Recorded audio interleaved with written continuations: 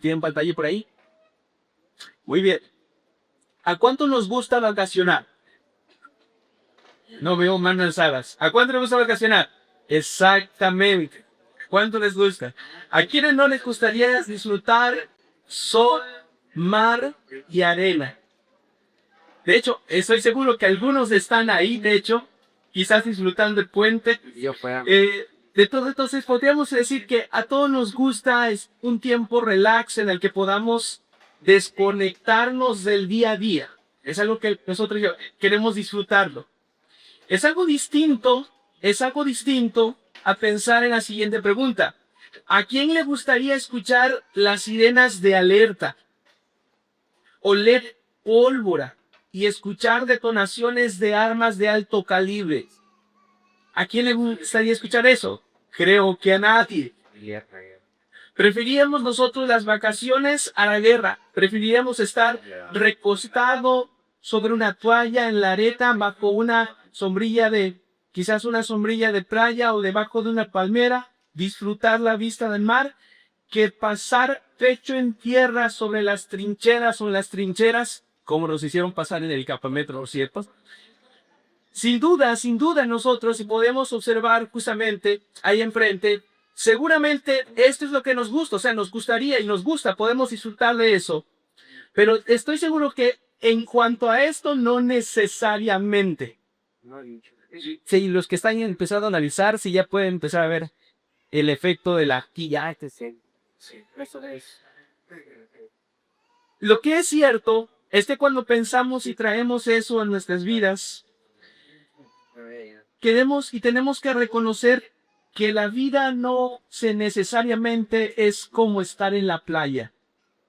Y de manera específica, yo quisiera decirte que la vida cristiana fuera como un viaje vacacional. De verdad, quisiera decirte eso. Pero la Biblia nos dice otra cosa. Es un campo de batalla. De modo entonces que quisiera hacerte pensar en lo siguiente. Cabina. Quisiera decirte que no somos turistas descansando en la playa, disfrutando del sol, del mar y la arena. Somos guerreros en medio del fragor de la batalla. Y quiero decirte esto con mucha intencionalidad. Si nos estás visitando por primera vez, cualquiera que sea tu situación, quiero decirte que eres un guerrero, pero depende mucho en qué lado estás. Puedes ser un guerrero del mejor ejército o puedes ser un guerrero del ejército perdedor. Pero quiero decirte con mucha atención, no hay punto neutro en esta batalla, hay una guerra espiritual. Tú solamente puedes ubicarte en dos lados, en las líneas del ejército victorioso de Cristo o en las líneas del enemigo llamado Satán y es un perdedor. Solo tienes dos lugares. Y yo quiero que entonces pensando en eso, si tú estás en las líneas de Cristo, si estás en las líneas del ejército de Cristo, y por otro lado, si tú no lo estás, puedas escuchar cómo puedes protegerte y cómo el Jesucristo puede rescatarte de esas líneas, no del enemigo o de aquel que es un perdedor, aquel que está destinado a la derrota. Y si tú eres creyente, quisiera animarte y que tú reflexiones conmigo qué tan necesario es que tú puedas usar una vestimenta necesaria para esta guerra. De modo entonces que si tú estás en una guerra, no puedes vestirte como alguien que fuera a la playa, como alguien que va caminando al frente al malecón con su playera de palmas, con sus bermudas y está relajado. No puedes hacer eso. Más bien no debes de hacer eso, porque eso es sumamente peligroso. Pero es interesante que a pesar de que no estamos nosotros en un viaje de vacaciones, sino estamos en un peregrinaje de guerra, lo cierto es que a veces solemos olvidar que estamos en guerra contra un enemigo que si bien es derrotado todavía tiene poder. Muchas veces nos creemos a nosotros como turistas. Nos vemos como viajeros turistas y olvidamos que estamos en el campo de la batalla. ¿Y sabes cuándo te das cuenta que no eres un turista, sino que eres un guerrero o al menos estás en esas filas, en las filas del ejército de Cristo, es cuando te das cuenta que la has regado feo y muy fea. Cuando has olvidado tu papel en el ejército de Cristo, cuando has olvidado tu papel como un guerrero, lo que suele suceder es que te das cuenta que tu familia ha sido dañada. Cuando ya ni te acuerdas cuándo fue la última vez que leíste la Biblia. Cuando tu pecado ya no te espanta. Cuando te han dicho que eres rebelde, necio, pecador y no lo reconoces, pero sabes que estás ahí. Cuando tú empiezas a ver o empiezas a experimentar las consecuencias de no reconocer tu papel en el ejército de Jesucristo, entonces te das cuenta que has estado viviendo más como un turista y no como un guerrero. Todo aquel que enfrente a Satanás sin la armadura de Dios es una presa fácil. Eres una presa anhelosa por Satanás de devorar. Y sin la armadura estás desprotegido. Estás listo para ser devorado a menos que Cristo se interponga. Eso entonces nos lleva a pensar, si camina me puede seguir mejor. Eso nos lleva a pensar entonces lo que Pablo nos dice en Efesios capítulo 6, versículo 14 al 17. Él nos llama a fortalecernos en Jesús con su armadura. No tenemos que fabricar una armadura, no tenemos que reparar una armadura, no tenemos que mandar a ajustar esta armadura como cuando se le das, como una ropa te queda grande, se la llevas al sastre. No tienes que hacer eso. La armadura ya está lista. Lo que tienes que hacer es ponerte esta armadura, es armarte con las piezas de esta armadura, la cual es la armadura de Dios. Lo que hemos estado haciendo en las últimas semanas a través de Efesios capítulo 6, es el 10 hasta el 20, es abordar justamente esta realidad del cristiano y esta realidad incluso del no cristiano. Los cristianos estamos en una guerra con el ejército del enemigo y como ya dije, solamente hay dos lados. Estás en el lado correcto o en el lado incorrecto. Si tú estás en el lado correcto, entonces tienes que escuchar eso. Pero si no lo estás, también tienes que escucharlo porque date cuenta de que puede ser presa. Así que entonces, habiendo dicho eso, quiero llevarte a través de estos versículos desde el 14 al 17 y que reflexionemos específicamente en cada una de las piezas con las que tú tienes que armarte para hacerle frente al enemigo, incluso para dañarlo. Para eso quiero que pensemos específicamente en cada una de estas. ¿Cuáles son? Digamos juntos: el cinturón de la verdad, la coraza de la justicia, el calzado del evangelio, el escudo de la fe, el yelmo de la salvación y la espada del Espíritu. Vayamos una a una. Pensemos en el cinturón de la verdad. Y lee conmigo el versículo 14. Nota lo que dice el versículo 14. Estén pues firmes, ceñida su cintura con la verdad, vestidos con... Una vez más, la parte que está ahí en amarilla. Ciña tu cintura con... Exactamente. Palabras similares se pueden encontrar en otros lugares del Antiguo Testamento, que son las descripciones que se hacían de los guerreros israelitas. Isaías 11:15 te dice lo siguiente: llevaré la justicia como cinturón y la verdad como ropa interior. Nota eso. Los soldados usaban túnicas y para ajustar esas túnicas necesitaban un cinturón, un ceñidor en la cintura para moverse con mayor libertad y darle soporte a los músculos de la espalda baja. Bueno, no sé si necesariamente tiene que ser como cuando compraste un pantalón de talla 36 y de pronto vas y te pones la talla 30 y ya no eres talla 36 y eres talla 34. De seguro la 36 te queda grande. Bueno, me han contado. No sé cómo es eso. Más bien pasa la inversa, ¿verdad? Sube. Pero lo cierto es que ese cinturón es para ajustarte. De la misma manera, en el contexto, pero de una forma más específica, enfocada en la guerra, el cinturón tenía este enfoque de darle ajuste a los músculos de la espalda baja, porque ahí también se ajustaba tanto la espada como la coraza. De modo entonces que Pablo nos dice, para que tú te defiendas del enemigo debes ceñir a tu vida la verdad. Debes de atar la verdad a tu vida. Y esa verdad es, por supuesto, ese estándar de la verdad es, por supuesto, Dios mismo, su palabra. Pero quiero llevarte a pensar que ceñirte, quiero decirte lo siguiente, ceñirte con la verdad no es simplemente conocer la verdad. Tú puedes tener mucho de eso, conocer la verdad. Pero lo cierto es que es más que conocer la verdad, es vivirla. Eso puede implicar que tú conozcas la verdad.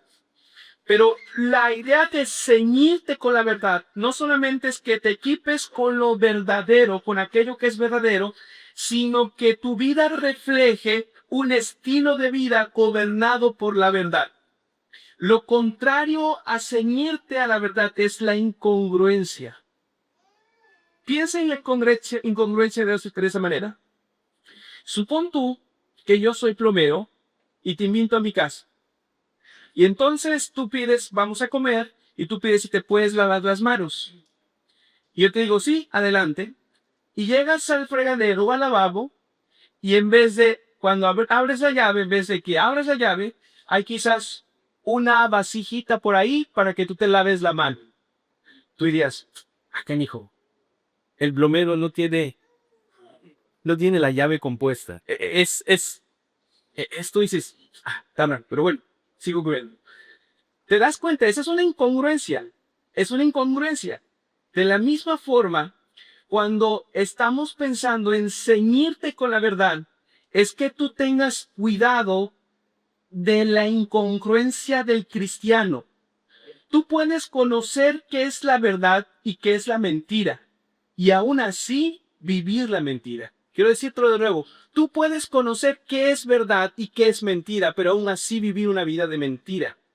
Tú puedes saber que la verdad de Dios para ti, qué es lo que significa para ti en términos de qué es para que tú seas esposo, tú seas hijo, tú seas esposa.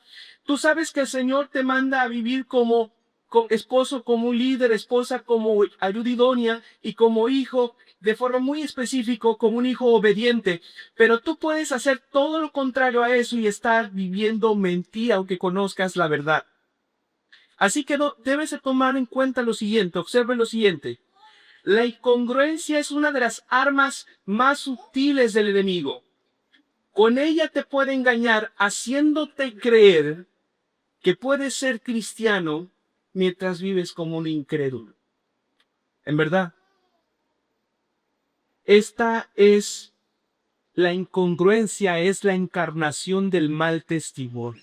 Si lo quieres ver de esa forma. La incongruencia es la peor evidencia en tu contra de que quizás no has puesto firmemente tu fe en Cristo o estás resbalándote.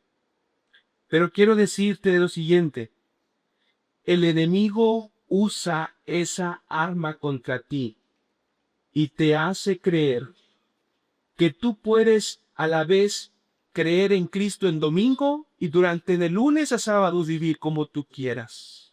Es la incongruencia peor de la vida, porque no eres consistente entre la verdad y tu estilo de vida.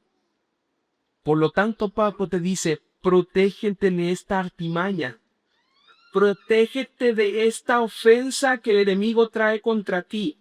Huye de la incongruencia, huye de la hipocresía. Esto entonces requiere que toda tu vida estés intencionalmente preguntándote cómo soy congruente entre la verdad que creo y lo que estoy viviendo. Entonces, por cada armadura, yo quiero llevarte a pensar en una tarea específica con toda la intención de que tú puedas protegerte. Entonces, en tu pantalla hay una pregunta que de verdad no termines el día sin responder eso. Quiero llevarte a pensar en la siguiente pregunta. Esa es tu tarea. ¿Hay congruencia entre la verdad que conozco sobre, y tú le puedes llenar, y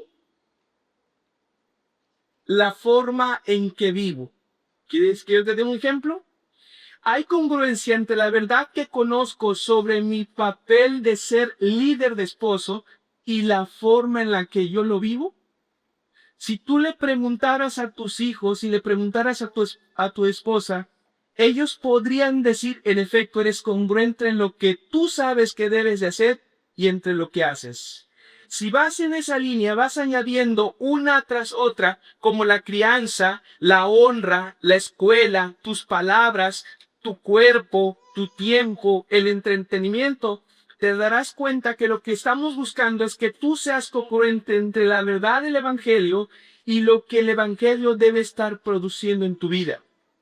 De lo contrario, tú estarás creyendo las mentiras de Satanás. De lo contrario, tú estarás siendo ofendido. Es decir, Satanás te está hiriendo con incongruencia. Entonces Pablo dice, cíñete. Construye una defensa contra enemigos siendo congruente entre la verdad que conoces y la verdad que vives. Pensemos ahora en nuestra segunda pieza. La segunda pieza es... La segunda. Exactamente. Leamos el versículo 14 de nuevo. Juntos leamos. Estén pues firmes, ceñidos su cintura con la verdad y revestidos. Nota, revístete con la coraza de justicia. Otro de los elementos esenciales en toda armadura era justamente la coraza. Esa coraza era necesaria porque cubría el pecho, el abdomen y así de esa forma principalmente protegía los órganos vitales como el corazón, los pulmones y las entrañas, es decir, lo que nosotros conocemos como dalmies, como tripas, toda esta parte. Bueno, es interesante cómo en el Antiguo Testamento, cuando todo este aspecto acá, o sea, toda la parte de los órganos vitales, estaban conectados principalmente con no necesariamente el órgano como el lugar de los, el corazón como el lugar de los sentimientos, sino que nuestro interior, por ejemplo, era a donde estaban los deseos, los pensamientos y los afectos. No necesariamente el corazón simplemente eran emociones, sino que también estaba conectado con deseos, pensamientos y afectos. Entonces Pablo está diciéndote, cúbrete con la coraza de justicia para que no seas dañado en tu interior. ¿Pero por qué la justicia?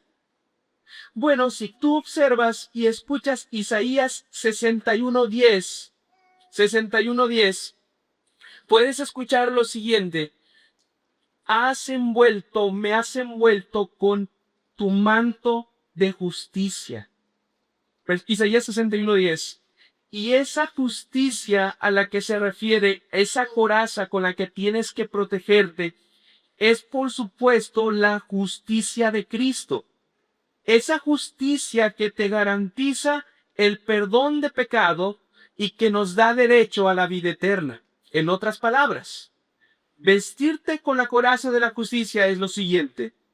Es vivir confiado de que eres perdonado no por lo que tú eres, ni por lo que tú hagas, sino por lo que Jesús hizo en la cruz.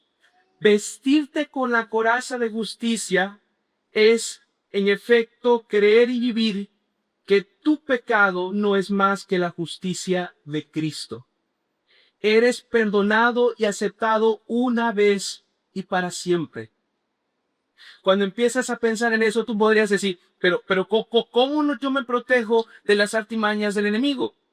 Bueno, una de las artimañas o uno de los ataques del enemigo es la autojusticia, con la cual te hace creer que Cristo no es suficiente y siempre hay algo que tienes que hacer para que entonces tú obtengas justicia.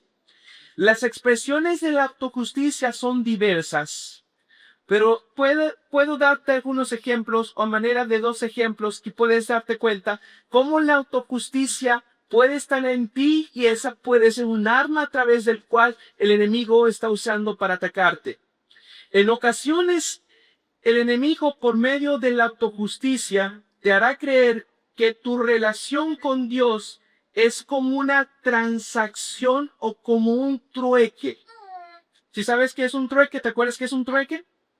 Es la idea de que Dios necesita algo de ti y tú necesitas algo de Dios. Entonces hay un intercambio. Tú le entregas algo a Dios y Él te da algo a cambio de eso que tú le entregas.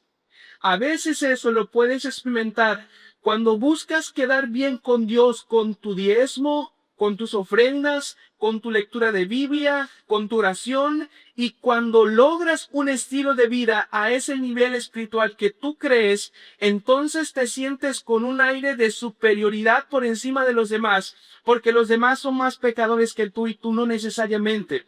Entonces cuando logras obtener eso, tu autojusticia está por los cielos.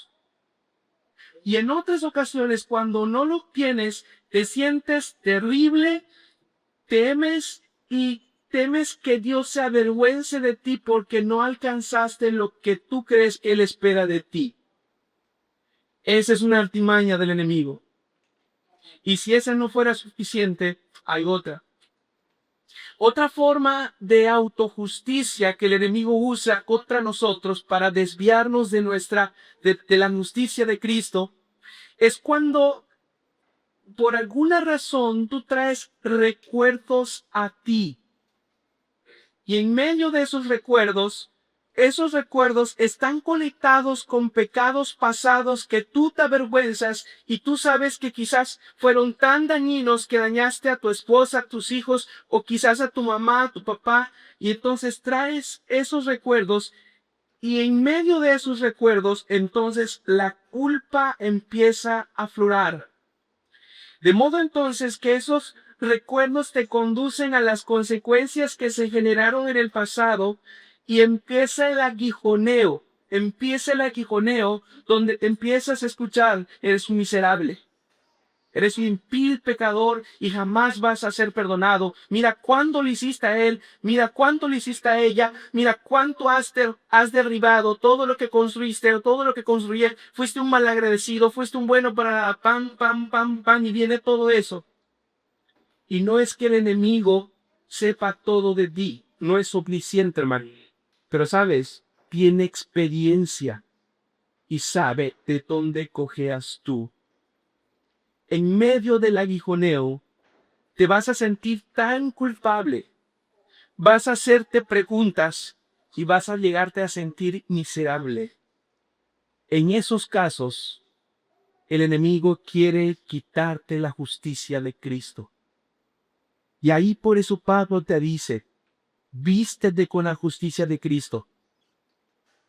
El enemigo te quiere entretener para que no veas a Jesús. Te quiere hacer sentir miserable para que veas que es imposible que Jesús te perdone. Y entonces ahí entra la coraza de la justicia. Ahí entra esta convicción de que en efecto Cristo te ha perdonado y su justicia es suficiente. Entonces yo quiero agregarte entonces una tarea más, la segunda tarea, para que tú puedas recordarte en medio de la búsqueda de tu autojusticia, en medio de esos momentos donde estás siendo aguijoneado por tu pasado, pero si ya te has arrepentido, puedes acordarte y decirte esto con toda la convicción. Cristo es suficiente. Su justicia es mía. No tengo que mejorarla, ni nadie pueda quitármela. Su justicia puede más que mi pecado. Amén. En verdad, tú sabes de qué te hablo. Tú sabes que has estado ahí. Tú sabes que el enemigo ha usado tu autojusticia. Entonces, cúbrete. Cúbrete con esta justicia. Tráete esta verdad. Recuérdate una y otra vez de que en efecto la justicia de Cristo es suficiente. Eres perdonado para siempre en Cristo Jesús. Amén.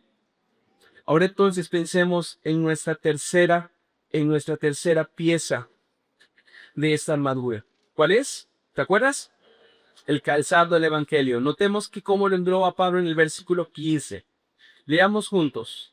Y calzado los pies, versículo 15, y calzado los pies con la preparación para anunciar el Evangelio de la paz. Nota eso.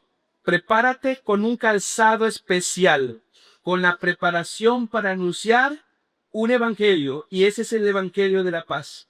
Debes de saber que los guerreros y los soldados necesitaban un tipo de sandalia específica para poder recorrer grandes distancias y mantenerse firme en el fragor de la batalla.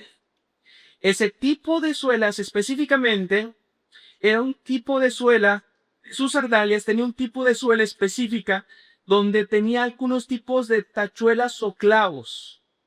Es decir, eso le permitía darle firmeza, pero también una especie de anclaje cuando ellos estaban batallando. Es algo más o menos, por ejemplo, si tú pensaras en que actualmente los deportistas necesitan un tipo de calzado específico para lo que tienen que hacer. De la misma manera, los guerreros, los soldados, necesitaban un tipo de calzado específico que le diera firmeza en medio de la batalla. Similarmente, en nuestra guerra espiritual, necesitamos un tipo de calzado específico, uno que nos dé la firmeza y que traiga paz a las personas que están a nuestro alrededor. Por supuesto, ese calzado es el Evangelio. En otras palabras, calzar el Evangelio es lo siguiente. Nota lo siguiente. Te lo diré de esa forma. En otras palabras, significa conocer, vivir y predicar con entusiasmo las buenas nuevas que reconcilian a Dios con los hombres.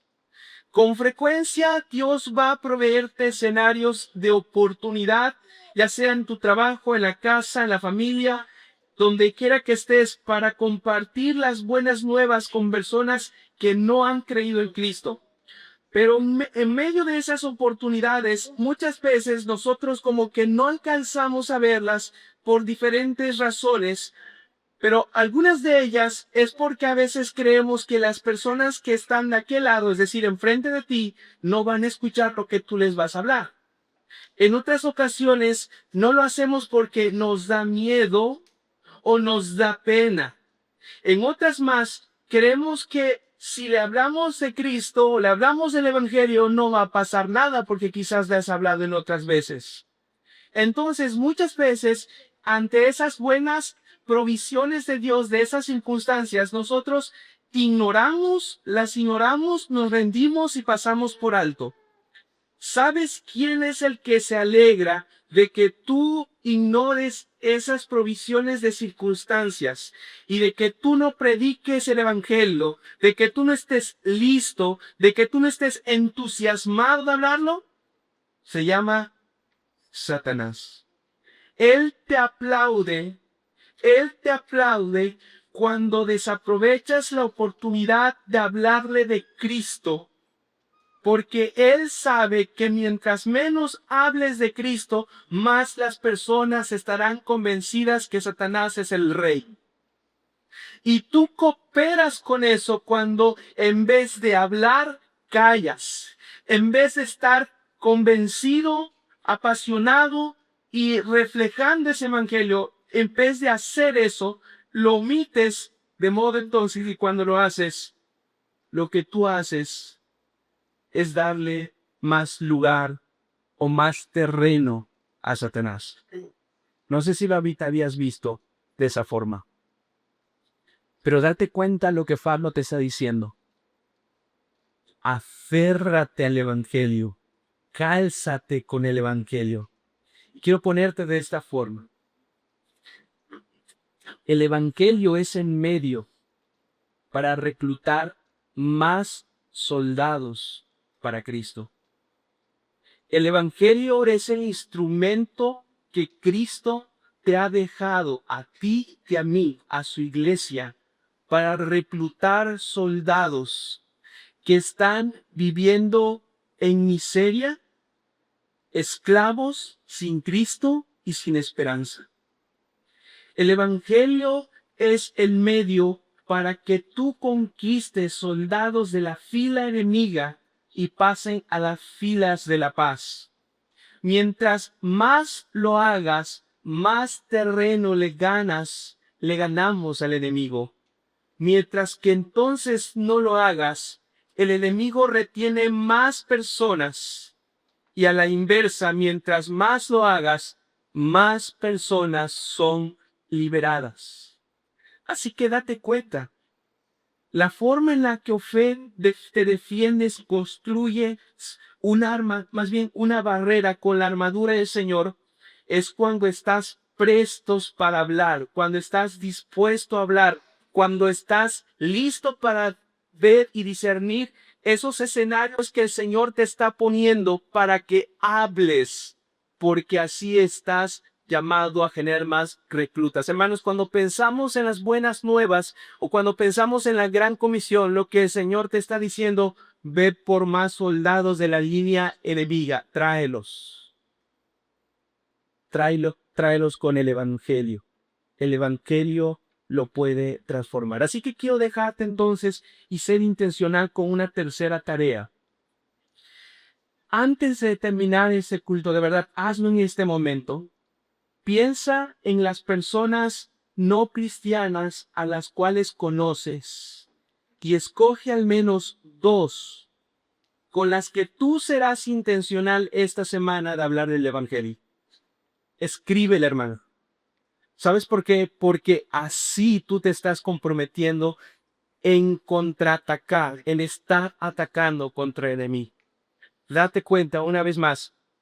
El Evangelio es el medio para que tú reclutes más soldados de Cristo. Entonces, no puedes omitir predicar, tienes que hacer. Así entonces hemos llegado a nuestra tercera pieza de armadura. Tenemos que pensar entonces ahora en la cuarta. ¿Cuál es nuestra cuarta? El escudo de la fe. Vayamos ahora entonces al versículo 16 de Efesios capítulo 6, versículo 16 y lee conmigo. Sobre todo,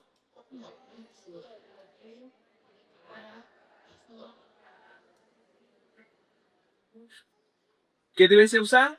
Un escudo con el cual tú puedas apagar todos los dardos encendidos del maligno. Otra de las piezas esenciales en una armadura era en efecto un escudo que generaba un blindaje a los ejércitos, o más bien al ejército, a los soldados en medio de la batalla.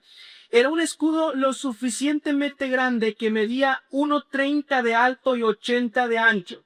Es decir, estaba no solamente pesado, sino que en verdad estaba amplio y grande.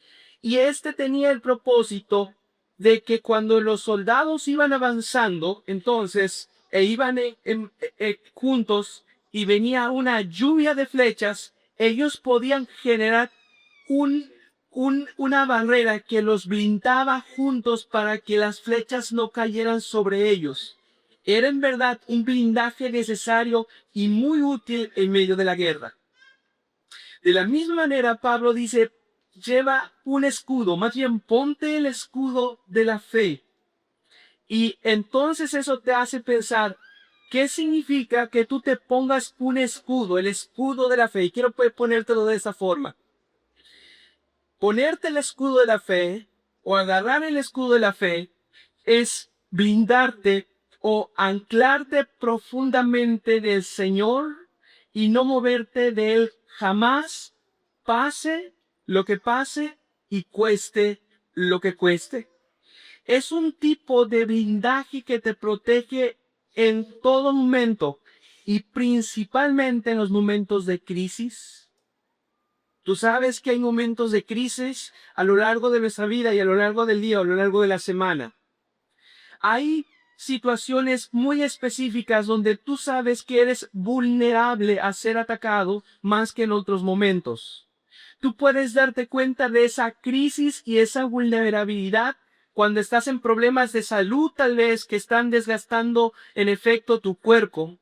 Cuando te encuentras en problemas familiares tal vez y la tensión ha crecido, cuando te encuentras en problemas económicos, cuando quizás pierdes tu trabajo o cuando tú estás experimentando el duelo o la ausencia de una persona que ya no está, o cuando tú estás en una circunstancia de manera específica que quizás no esperabas, pero estás experimentando una tensión.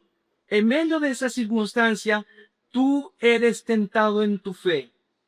Son en esas circunstancias de crisis donde el enemigo aprovecha a lanzar una lluvia de flechas con la intencionalidad de herirte. Quiero decirte, es específico Pablo que él está diciendo que el enemigo lanza flechas. No lanza una hoja envuelta de papel a ver si te da. Vamos a hacer tiro al blanco, voy a jugar contigo. No hace eso.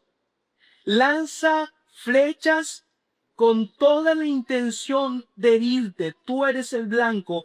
En medio de la crisis, en medio de esos escenarios donde tú estás tenso, ahí el enemigo te va a lanzar todo tipo de sugerencias pecaminosas para que tu fe se debilite y dejes de mirar a Cristo. En medio de esas circunstancias pueden venir y tú puedes experimentar quizás enojo y quejas contra Dios porque no te esperabas eso o tú no estabas pensando que eso obstruiría tu vida. Empiezas quizás a enojarte contra Dios, puedes quejarte contra Dios o quizás empiece una especie de duda. Y empiezas a decir, ¿seguirá el Señor conmigo? Como incluso lo decían los salmistas. ¿Aún me amará a pesar de lo que estoy pasando? En otras ocasiones, en medio de la crisis va a venir el miedo. Te vas a paralizar tanto que no sabes qué hacer. Tu mente estará tan nublada que pensarás que es lo último. Y en otras ocasiones el enemigo te va a lanzar flechas de olvido. ¿Y sabes cuál es esa? Cuando te olvidas que Dios nunca te ha dejado. Si te das cuenta, tú y yo hemos estado allí. ¿Te ha lanzado el enemigo flechas de enojo? ¿Te has lanzado el enemigo flechas de miedo? ¿Te ha lanzado el enemigo flechas de duda? ¿Te ha lanzado el enemigo flechas de olvido? ¿Y sabes qué? El problema es que en vez de hacer el escudo así, casi haces esto. Y viene contra ti. Y entonces tu fe decae. Te mojo entonces que date cuenta que en medio de la crisis eres más vulnerable que en otro momento. Y en medio de esa vulnerabilidad, el enemigo va a intentar aprovecharse de ti. Él va a lanzarte flechas para desviar tus ojos de Cristo. Él quiere hacerte creer que Jesús es irreal, hermano. Él quiere hacerte creer que Jesús no sabe a nada. Él quiere hacerte creer que Jesús es insípido. Él quiere hacerte creer que Jesús es débil y que hay otros mejores que Él. Así que en medio de esa circunstancia, y porque esa es una realidad, tienes que blindarte con el escudo de la fe. Y para eso quiero dejarte entonces esa tarea. Quiero que observes intencionalmente el enfoque en esta tarea, porque todos los días vamos a estar ante una situación inesperada. Toma en cuenta esto. Todas las mañanas, en tus propias palabras, dile esto al Señor. Te miro, Cristo, y te digo, cualquiera que sean mis circunstancias, Cristo, ayúdame a abrazarte, amarte y a obedecerte. No sé qué va a venir hoy. No sé si ahorita saliendo voy a tener un accidente. No sé si avanzando me van a decir que mi mamá está enferma. No sé si llegando a mi trabajo me van a decir, este es tu último día. No sé si llegando a mi trabajo van a decir que hay un recorte de sueldo. No lo sé. Pero cualquiera que sea tu circunstancia, en la mañana, de verdad, a nivel de corazón te lo digo, Dile eso a Cristo en tus propias palabras. Dile a Cristo, cualquiera que sean mis circunstancias, Cristo, ayúdame a abrazarte, amarte y obedecerte. Tú estás haciendo esto. Te estás blindando por la fe. Tú le estás pidiendo a Cristo que te proteja ante todo lo que va a venir durante el día o lo que pudiera venir en los siguientes días. Así que observa, tienes que escudarte, tienes que hacer una barrera para detener esos dardos, esas flechas contra ti. Entonces eso nos lleva a nuestra penúltima pieza de la armadura. ¿Cuál es? El yelmo de la salvación, el casco de la salvación. Leamos de nuevo el versículo 17 y avancemos de esa forma. Leemos, ¿qué dice el versículo 17? Tome también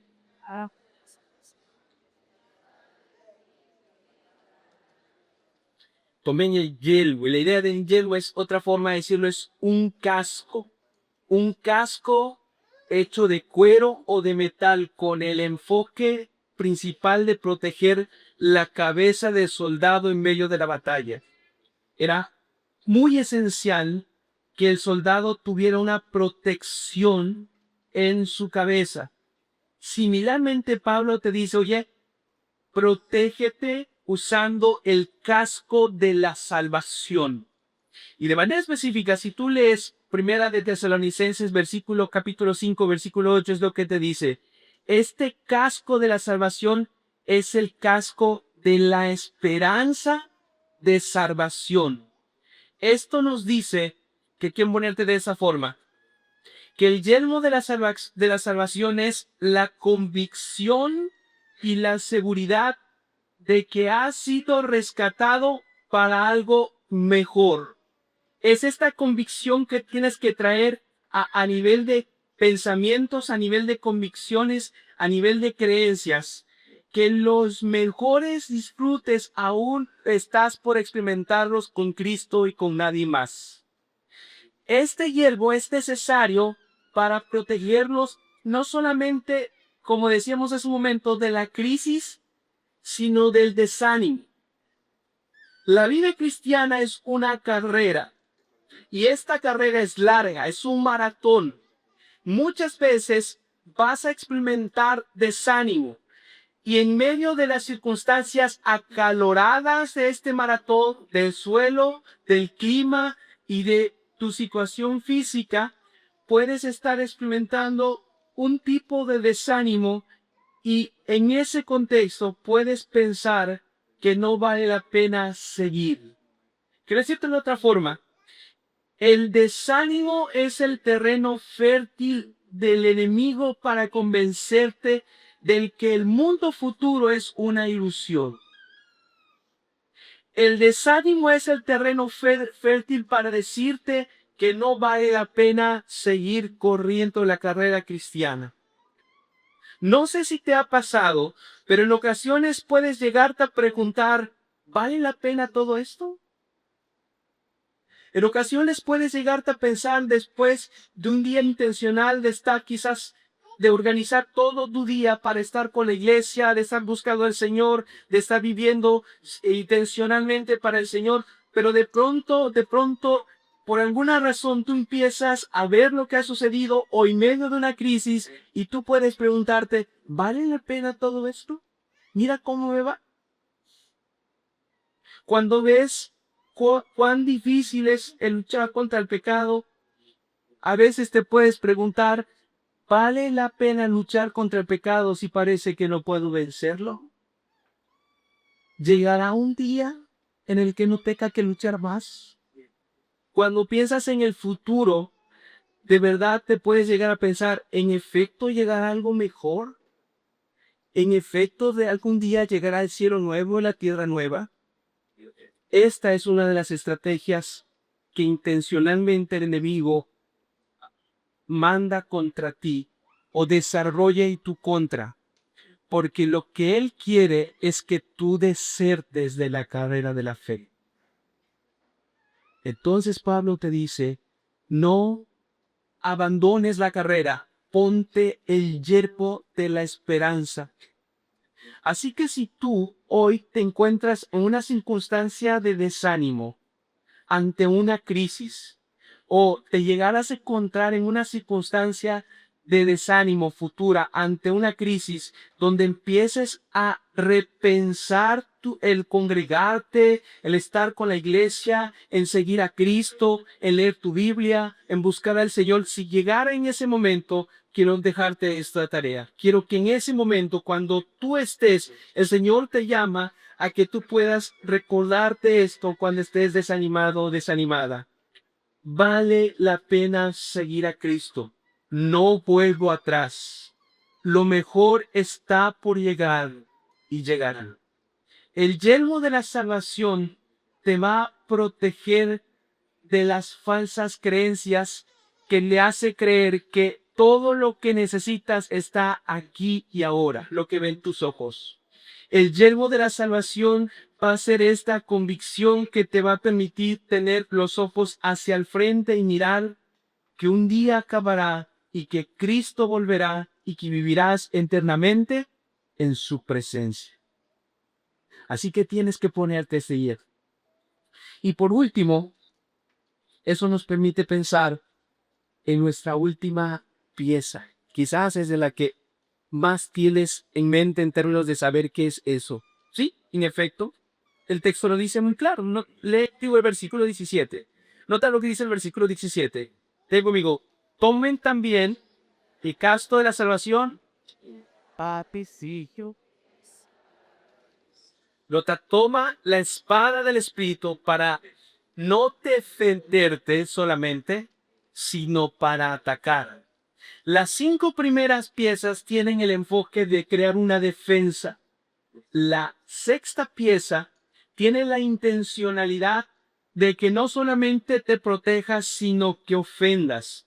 Es decir, no solamente debemos de defendernos del enemigo, sino que también debemos atacarlo. Dicho de otra forma, hay en ciertos escenarios donde se nos está permitido herir y dañar. No es tu esposa. No es tu esposa. Está pensando, la esposa está mirándose casi. No. ¿Sabes quién es? Es el pecado y es Satanás. Dios te ordena que con ellos jamás hagas una tregua ni un trato. Te llama a dañarlo. ¿Y cómo? Recuerda entonces, usa la espada. Y la idea de entonces usar la espada del Espíritu nos permite pensar en ese escenario de tentación donde Cristo estaba en el desierto. ¿Te acuerdas cuál fue la palabra que usó Jesucristo una y otra vez cuando estaba siendo tentado? Escrito está, escrito está. Y eso reflejó que Cristo estaba saturado, sometido de la palabra de Dios. Así que si vamos a luchar contra el enemigo, si vamos a luchar con el evangelio, con la palabra, entonces tenemos que esgrimir. Tienes que usar la espada y tienes que dañar al enemigo. ¿Y cómo lo haces? Quiero que lo pienses entonces así. Esgrimir la espada del Espíritu es estar saturado de las Escrituras. Es estar arraigado en las Escrituras, es estar sometido con tanta mueca continuamente a esa palabra de verdad. En verdad, esgrimir la palabra de Dios, usarla para dañar, no es un de vez en cuando. No es leer la Biblia por leer. No es leer y que al rato se te olvide. ¿Te ha pasado eso? A nadie le pasa eso, solo a mí. Es leer seriamente, es traer a lo largo de tu día lo que leíste, escribir, usar la palabra en todo momento. Es como cuando el salmista dijo en el versículo 11 del 119 que dijo al inicio, en mi corazón he atesorado tu palabra para no pecar contra ti. Ofender al enemigo, dañarlo, es cuando tú intencionalmente no solamente estás estudiando, no solamente estás meditando, sino que estás viviendo esa palabra día a día en todas circunstancias. Cuando haces eso, cuando tú estás usando la palabra de esa forma, desarmas al enemigo contra ti, porque él sabe que tú estás sometido a la palabra de tu Señor y no vas a ceder. Hermano, la tentación que no pasó a Adán y Eva es por no usar la palabra. Y tú puedes caer, más bien ceder a la tentación muchas veces por no usar la palabra. Necesitas usarla. Y entonces quiero dejarte una sexta tarea. Y esta es: lee la palabra, estudia la palabra, memoriza la palabra, ora la palabra y medita la palabra. Esto es más o menos como lupa, pero una continuidad de todo el día. Es decir, es la intencionalidad de que tú ocupes tiempo para pasar tiempo ahí en su palabra, pero que no solamente estés leyendo, la estés estudiando, estés discerniendo, pero que también estés memorizando. Sé intencional. Tú vas a decir, no puedo memorizarte, pero si yo te tarareo una canción, de seguro que la vas a cantar. Es decir, puedes memorizar. El Señor renueva tu mente, puedes memorizar. Así que no solo leas la palabra, estudia la palabra, sino de la lectura que tú tienes diario, selecciona un versículo, memoriza la palabra y ora la palabra. Y cuando estés yendo donde tú estés, ya estés manejando en la escuela de regreso, donde tú quieras que estés, rumea esa palabra, medita esa palabra, mastícala de nuevo, porque te estarás protegiendo. Así entra la palabra. Y tú puedes decir, eso parece que es como algo más o menos como una repetición cognitiva. No necesariamente, pero quiero decir de esto, porque no te estás memorizando tus palabras. Tus palabras y las mías no tienen poder. Te estás memorizando y estás meditando la palabra de Dios. Esa es más cortante que una espada de doble filo. Es palabra poderosa. Así que de esta forma, observa cómo en efecto Pablo nos llama a protegernos con la espada y con todos los aspectos de la pieza de la armadura de Dios. La vida cristiana, mi hermano, recuerda, es un campo de guerra. No ignores la batalla.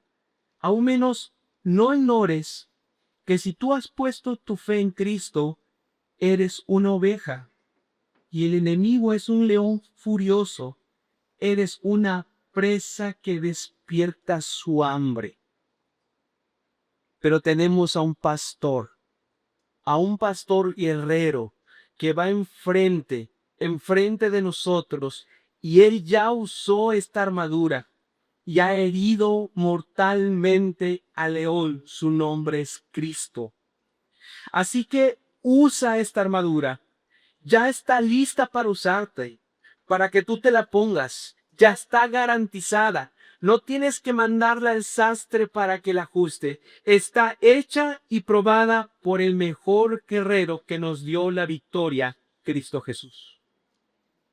Así que quiero invitarte a orar y que tú ubiques tu papel. Si eres un guerrero de la otra línea o de esta línea. Si eres de la otra línea, hoy el Evangelio te recluta a esta línea. Y si eran de esta línea de los soldados victoriosos, date cuenta si estás siendo un soldado intencional en defenderte y en dañar al enemigo.